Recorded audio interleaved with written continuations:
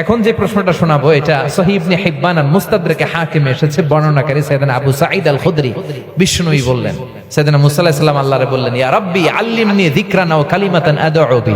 আল্লাহ, ও আল্লাহ, তুমি এমন একটা জিকির আমারে শিক্ষা দাও যে জিকিরটা দিয়ে আমি তোমার জিকির করব। এই জিকির আর কেউ জানবে না, খালি জানবা তুমি আর আমি। সুবহানাল্লাহ কইতে পারলেন না? আল্লাহ বলে, মুসা তুমি পড়ো লা ইলাহা ইল্লাল্লাহ। মুসা আলাইহিস সালাম বললেন, আল্লাহ জিগাইলাম কি, কইলেন কি?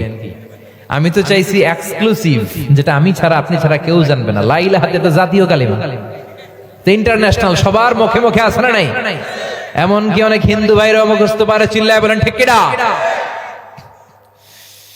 আল্লাহ বললেন, মুসা এর চেয়ে দামি কালিমা কোত্থেকে দিব? লা ইলাহার চেয়ে দামি কালিমা হতে পারে না রে মুসা।